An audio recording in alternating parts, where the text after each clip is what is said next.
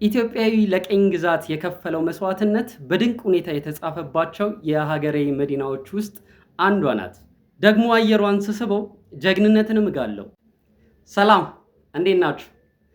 እንኳን ለ130ኛው የአድዋ ድል መታሰቢያ በዓል አደረሳችሁ። አድዋ ከኢትዮጵያ አልፎ የመላው ጥቁር ሕዝቦች ድል ነው። በዓለም ላይ ከፍ ብለን የምንታይበት በቀኝ ግዛት ካልተገዙ የዓለማችን 7 ሀገራት መካከል አንዷ የኛ ኢትዮጵያ ናት። ታዲያ ይህ ድል እንዲመጣ ሰሜን፣ ደቡብ፣ ምስራቅ፣ ምዕራብ ሳይሉ ጀግኖች አባቶቻችን የተሳተፉበት ዋጋ የከፈሉበት ትልቅ ድል ነው። ታዲያ በዚህ ድል ሁሉም ኢትዮጵያዊ የድርሻውን ሲያደርግ የኦሮሞ ጀግኖችና ፈረሰኞች የማይረሳውን ታሪክ ጀብዱ ፈጽመዋል።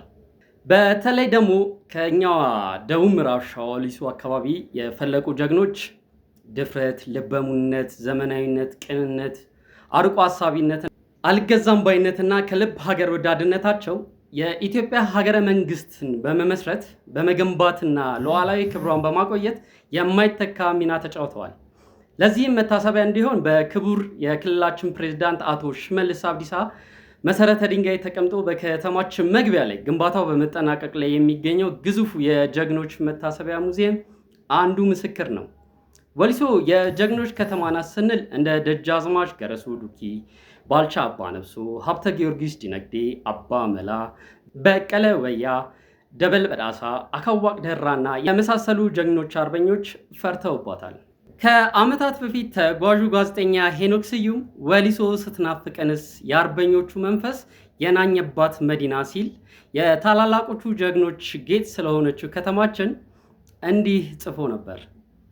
የሊበንን ልጅ ታስታውሰናለች፣ ወሊሶ ስትናፍቀን መንፈሳችን ወደ ጀግኖቹ ይሄዳል፣ ጎዳናው ላይም ቆሜ የማስበው ይህንን ነው። የጀግኖቿን አርበኞች ወኔ እንዲህ ባለ መንፈስ የምታውድ መዲና ከአዲስ አበባ 114 ኪሎ ሜትር ደቡብ ምዕራብ ሸዋ ያለች ጌጥ ሜዳማና አረንጓዴ ከተማ ናት። የገነት በር እሷን አልፎ የድሮ ዓለም ነው።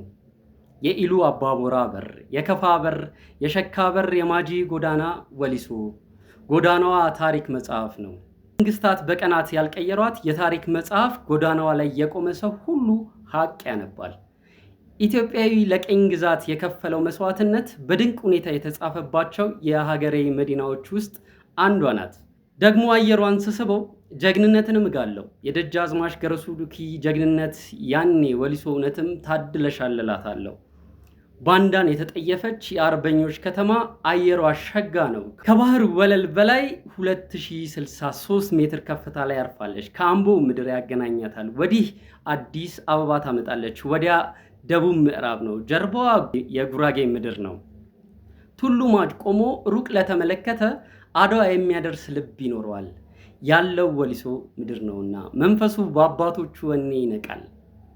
ዙሪያዋን እንሰት ያጀባቸው ጎጆዎች የክረምት ስዕል መስለው ይታያሉ። ደግሞ ለተፈጥሮ ቅርብ ናት።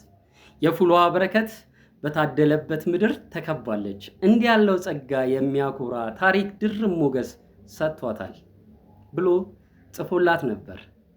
እንግዲህ ጋዜጠኛው በብዕሩ እንዲህ የተቀኘላት ውዷ ከተማችን የሀገር ባለውለታ ኋላ ቀርታለች ማለት ይከብዳል።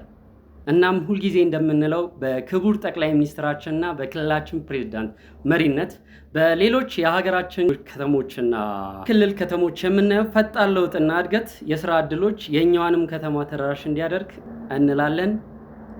አመሰግናለሁ። በድጋሚ መልካም የድል በዓል።